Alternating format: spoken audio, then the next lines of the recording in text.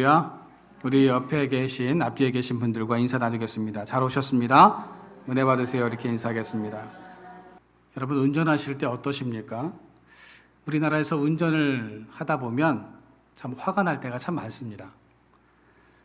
무리하게 끼어드는 그런 차량들로 인해서 사고가 날 뻔했을 때 화가 오르는데요. 그냥 오르는 게 아니라 막 치밀어 오르죠. 또 교통의 흐름을 읽지 못하고 나 혼자 천천히 가는 사람들도 있죠. 바쁠 때 이런 사람들을 만나면 고구마 100개 먹은 것 같은 그런 답답함을 느낍니다. 그러면 빨리 가라는 의미로 어떻게 합니까? 막 경적을 울리죠. 빵! 아니면 쌍라이트를 켜는 경우들도 있습니다. 그런데 경적은 단순히 빨리 가라는 의미만 있는 것이 아닙니다. 경적은 위험을 알려주는 신호이기도 하고 빨리 가라는 신호이기도 합니다. 졸음운전을 하는 사람들, 차선이 넘어가는 사람들, 트렁크 주유구가 열리지도 모르고 운전을 하고 있는 사람들, 타이어에 바람이 빠지거나 차량에 문제가 있는 듯 할 때 사람들은 경고의 의미로 경적을 울립니다. 그런데 사람들은 일단 경적이 울리면 어떻습니까? 기분이 나쁩니다. 경적은 사실 많은 의미를 담고 있는데 사람들은 그 경적 소리를 듣고 오해하는 경우들이 많다는 거죠. 운전을 하다 보면 또 한 가지 오해를 불러일으키는 것들이 있는데 그것은 쌍라이트입니다. 여러분, 쌍라이트를 언제 사용합니까? 쌍라이트는요, 운전 중에 거리가 어둡고 앞이 잘 보이지 않을 때 사용합니다. 고속도로에서 차를 추월할 때 비키라는 의미로 한두 번 깜빡입니다. 또 전방에 사고나 위험을 알려줄 때 이 쌍라이트를 켜기도 합니다. 도로에 낙하물이 떨어져 있거나 제2차 사고를 방지하는 차원에서 조심하라는 의미로 이 쌍라이트를 켠다는 거죠. 그런데 프랑스, 독일, 오스트리아, 영국 등은 이 쌍라이트를요, 먼저 지나가라는 양보의 의미로도 사용한다고 합니다.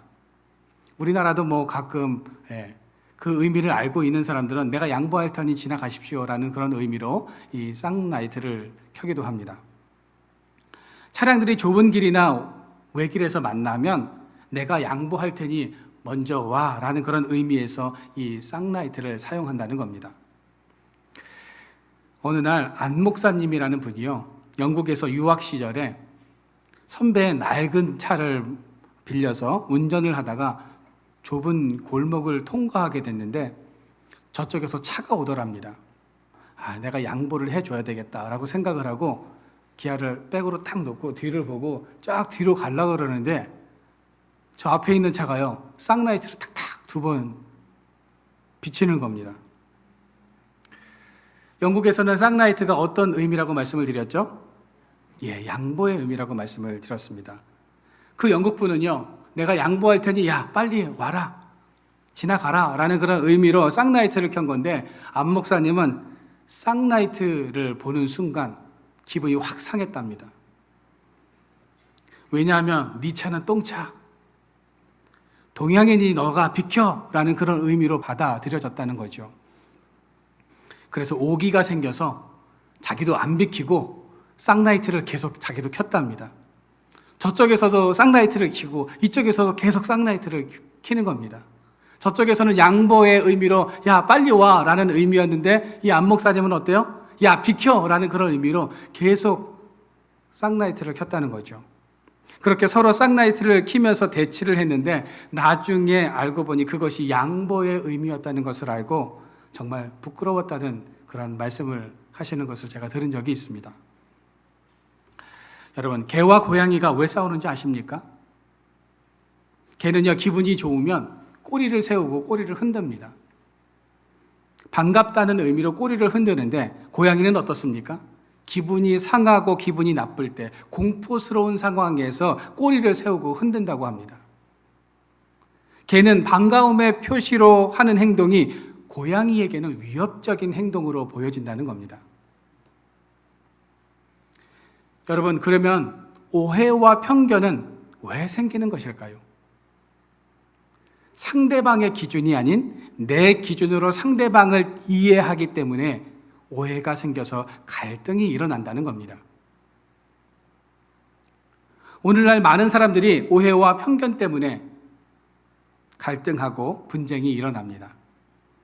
오해와 편견은 교회 안에서도 자주 일어나죠. 그래서 상대를 이해하는 것이 참 중요합니다. 그렇다면 상대를 이해한다는 것은 무엇을 의미하는 것일까요? 첫째로 상대방의 입장에서 바라보는 것입니다. 사람들 대부분은 어떤 일에 대한 판단, 결정의 기준이 나 자신에게 있다고 생각을 합니다. 그런데 이해는요, 그 기준을 상대에게 주는 겁니다. 상대방의 입장과 관점에서 생각하고 판단해야 한다는 겁니다. 우리는 이것을 역지사지라고 말을 합니다. 역지사지는 다른 사람의 생각과 감정을 이해하고 공감하는 태도를 말하는 것이죠. 자신의 생각과 감정에만 몰두하기보다 상대의 입장이 되어보면 서로를 이해하게 된다는 거죠. 여러분, 역지사지의 마음, 즉 상대방의 입장에서 바라보면서 서로를 이해하는 마음을 가질 때 우리는 모두가 평안할 수 있게 되는 것입니다. 그런데 문제는 설교 서두에 제가 쌍라이트 이야기를 말씀드렸던 것처럼, 개와 고양이의 이야기를 말씀드렸던 것처럼 우리는 자신의 입장에서 모든 것들을 생각한다는 겁니다. 그래서 오해와 다툼이 일어난다는 거죠. 사도행전에 보면 예루살렘 교회 가운데에도 분란이 생겼습니다. 그것은 오해로 기인한 것이었습니다. 예루살렘 교회에는 두 부류의 집단이 있었는데 하나는 헬라파와 또 하나는 히브리파 사람들이었습니다. 그 헬라파와 히브리파 과부들 사이에 식사 분배 문제가 생겼다는 거죠. 먹을 것이 부족했던 예루살렘 교회의 헬라파 과부들과 히브리파 과부들 사이에 일어난 식사 분배 문제는 곧 교회의 문제로 번지고 말았다는 겁니다. 특히 12사도가 모두 이스라엘에서 나고 자란 히브리파였기 때문에 아무리 노력해도 팔이 안으로 굽는다는 이런 오해를 벗어날 길이 없었습니다. 식사 시간마다 배식을 하고 나면 헬라파 과부들이 아니 왜 히브리파 과부들은 빵을 더 큰 걸 줘요? 왜 음료수는 더 많이 줘요? 라는 그런 이야기를 늘 들을 수밖에 없었다는 거죠. 이런 문제가 생기자 사도들은 이 문제를 어떻게 해결했습니까?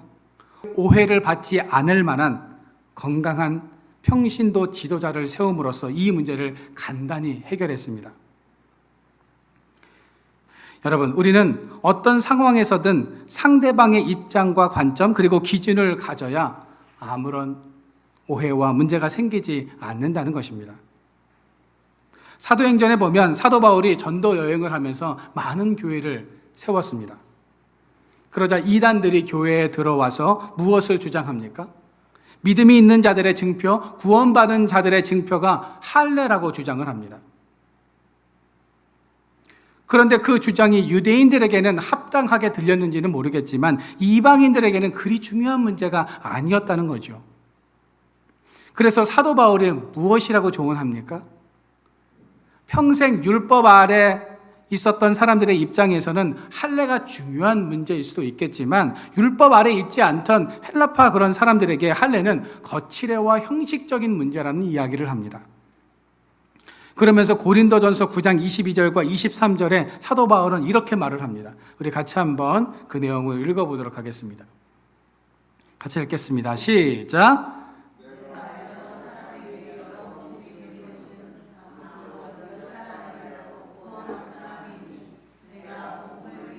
모든 것을 행함은 복음에 참여하고자 함이라. 오늘날로 말하면 내가 많은 사람을 구원하기 위해서는 박쥐가 되겠다는 겁니다. 여러분, 사도 바울은 내가 복음만 전해질 수 있다면 박쥐의 역할도 나는 감당하겠다는 겁니다. 나는 언제든지 유대인과 헬라인의 전통을 받아들일 수 있다는 겁니다.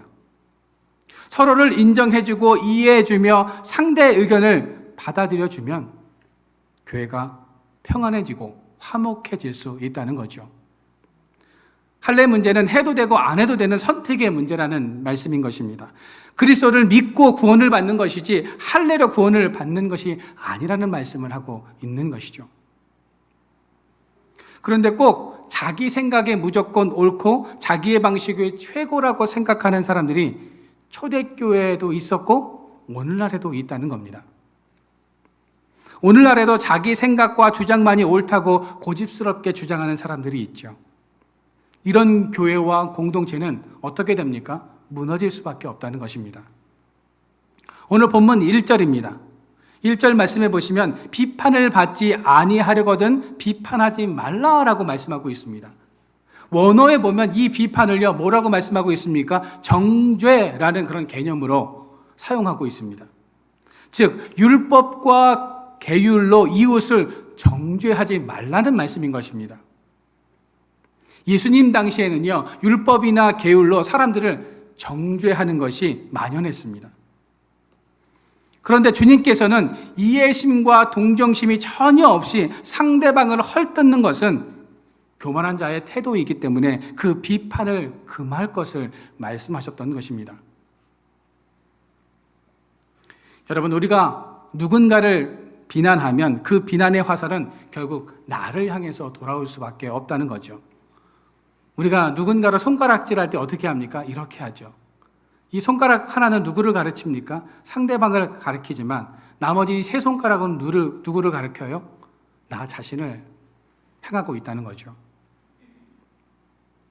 사람을 공정하게 비판하고 판단하며 정죄하실 분은 오직 누구밖에는 없습니까? 하나님밖에는 없다는 겁니다. 우리가 누군가를 정죄하거나 비난해서는 안 된다는 거죠. 8월 21일 밤 10시쯤이었습니다. 대전의 가장동에서 기저귀를 찬 3살 아이가 거리에서 울고 있다는 그런 신고가 들어와서 경찰이 출동했습니다. 다행히 아기는 경찰의 도움으로 무사히 엄마의 품으로 돌아갔습니다. 그런데 이 사건이 뉴스에 보도가 되면서 많은 사람들의 비난이 이어졌습니다. 엄마 자격 없다. 아이를 어떻게 혼자 둘 수가 있어? 저거 학대 아니야? 저런 엄마는 아이를 키울 자격이 없으니 엄마에게서 아이를 빼앗아야 한다라는 그런 사람들이 많았습니다. 그런데 최근 국민일보에서 이 엄마의 사연을 신문에 다시 한번 보도했습니다. 많은 사람들이 이 엄마를 비난하는 목소리가 커지자 이 엄마의 사연을 정확히 보도해야겠다는 필요성을 느낀 것입니다. 이 엄마는 3살 된 아이를 키우고 있었는데 아이를 봐줄 사람이 아무도 없었다고 합니다. 가족도 없었고 주변 지인들도 없어서 아이를 혼자 키우고 있었는데 8월 21일 이 아이가 혼자서 거리에서 배회하면서 울고 있었던 그날 이 엄마는요 고열이 나고 심한 감기 몸살에 걸렸다고 합니다. 주변에 이 아이를 맡길 곳이 없어서 이 엄마는요 아이를 재우고 24시간 운영하는 병원에 갔는데 그때 아이가 일어나서 엄마를 찾다가 집 밖으로 나왔는데 문이 잠겨버린 겁니다. 그러니까 집으로도 들어갈 수가 없으니 기저귀 하나 찬 채로 거리에 나와서 울고 있었던 거죠. 그래서 지나가는 사람들이 그 모습을 보고 경찰에 전화를 해서 나중에 이 엄마를 찾게 되었던 것입니다.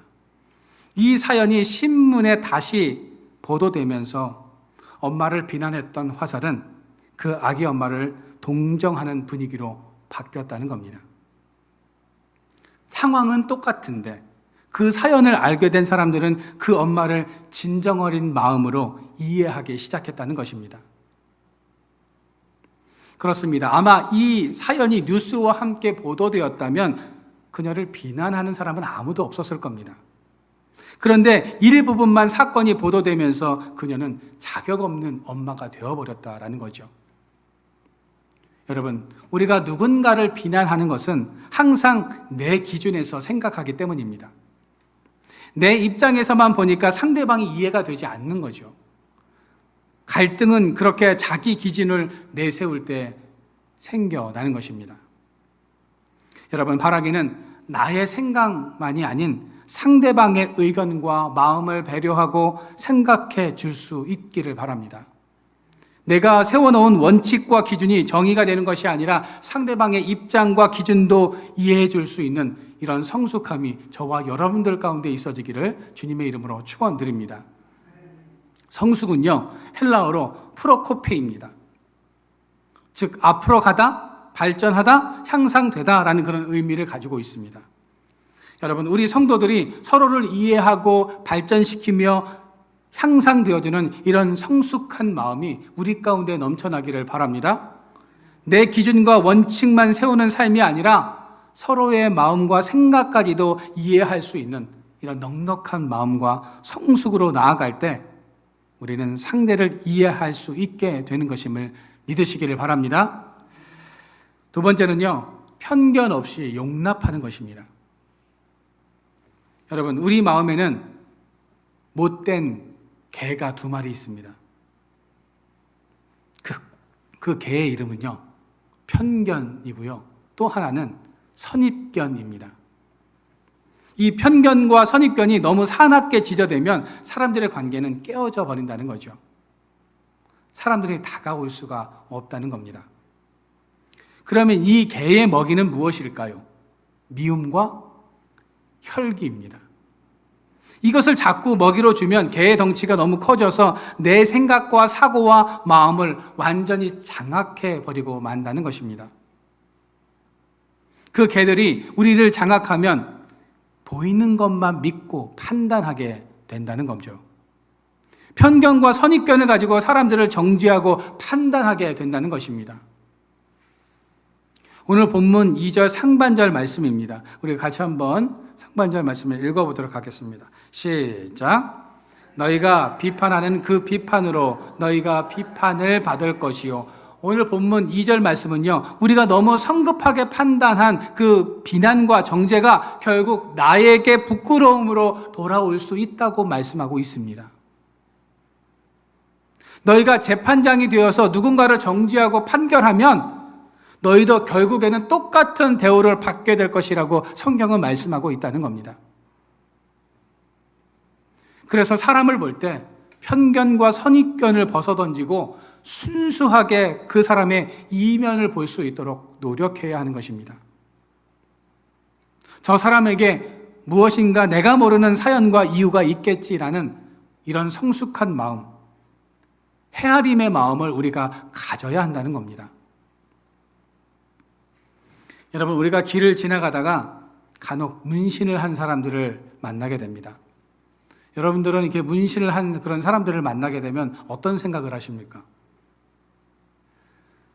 좀 무섭다, 라는 그런 생각들을 가지고 거리를 두기도 하죠.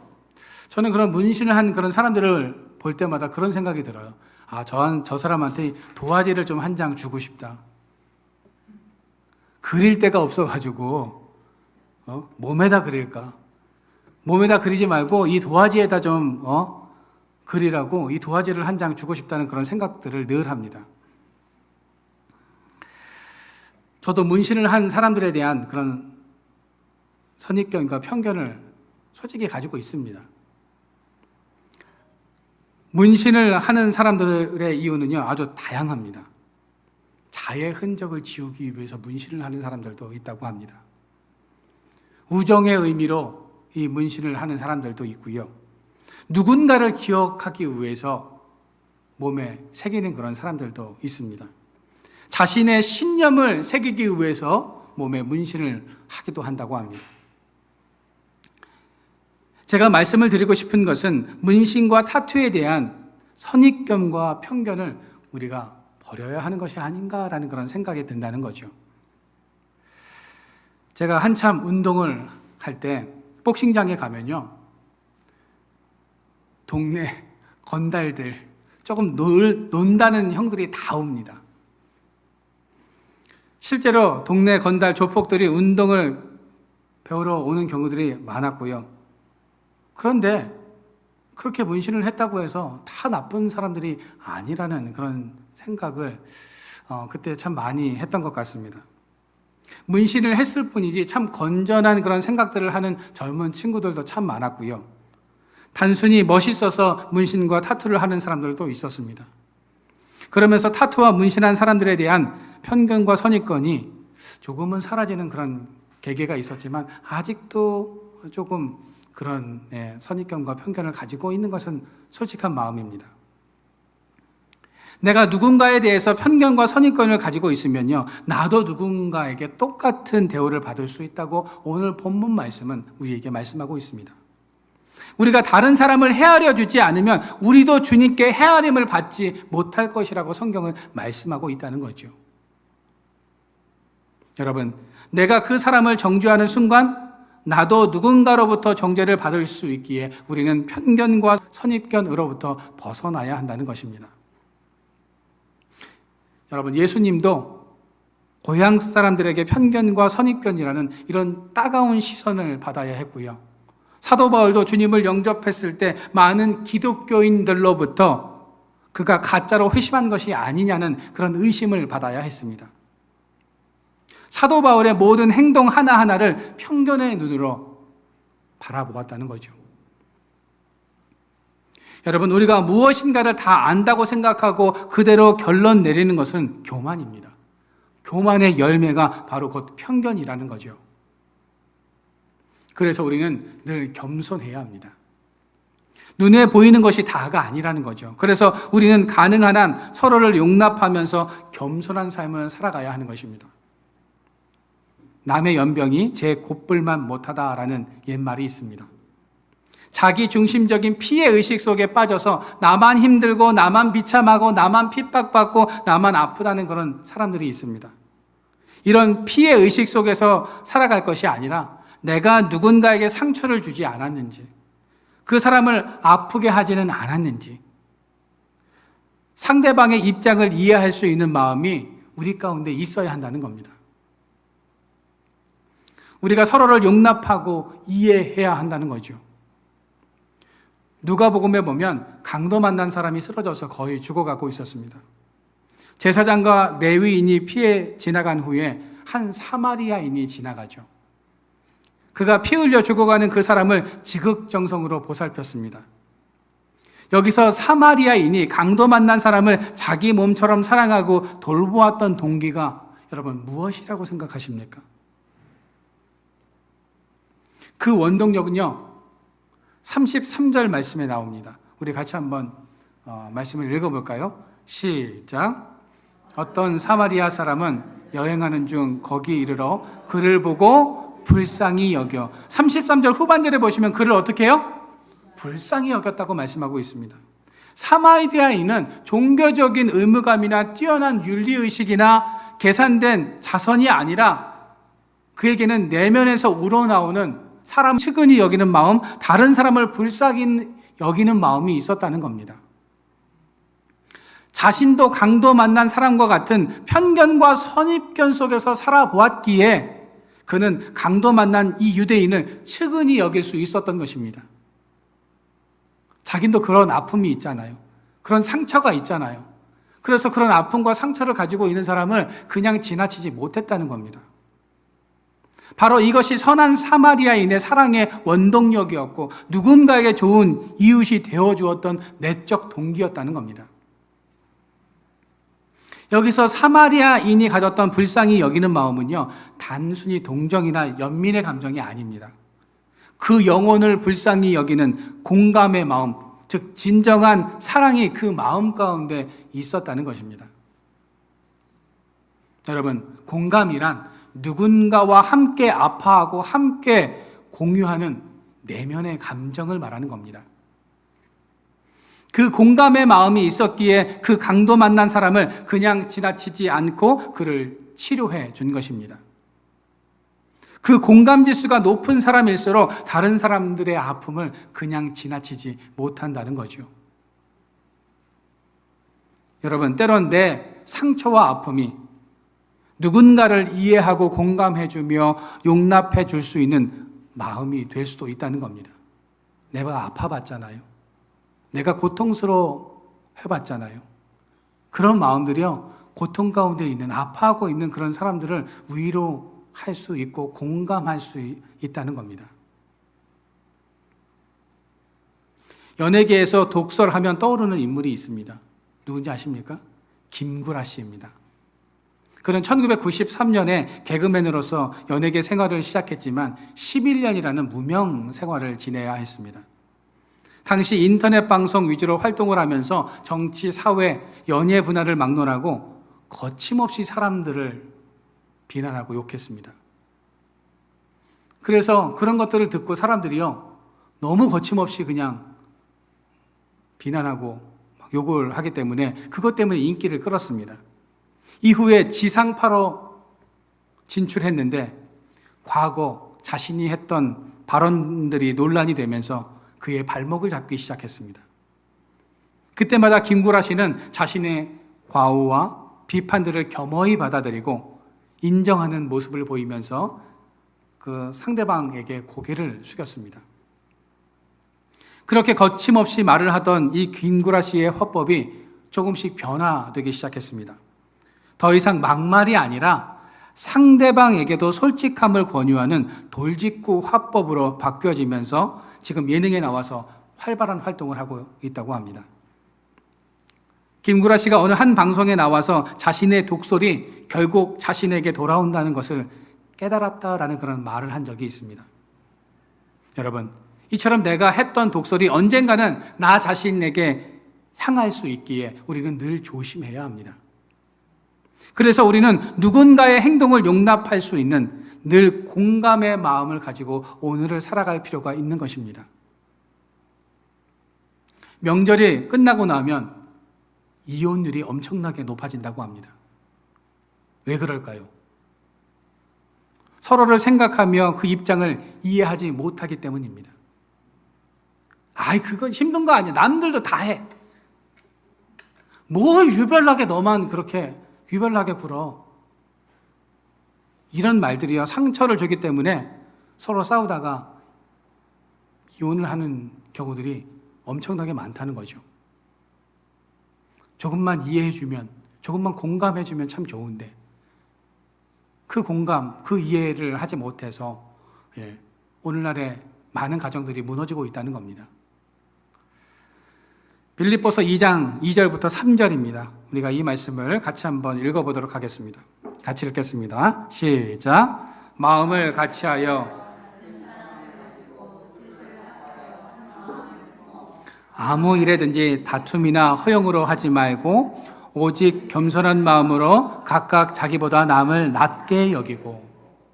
여러분, 바라기는 우리 안에 이런 겸손한 마음, 자기보다 남을 더 낮게 여기는 이런 공감하고 이해하는 마음을 소유하시기를 바랍니다. 자기 중심적인 생각에서 타인 중심적인 생각으로 확대되는 이런 사랑의 마음이 우리 가운데 있어지기를 바랍니다. 내가 세워놓은 원칙과 기준이 정의가 아니라 상대방의 입장과 기준도 들어줄 수 있는 성숙함이 저와 여러분들 가운데 있어지기를 주님의 이름으로 축원드립니다.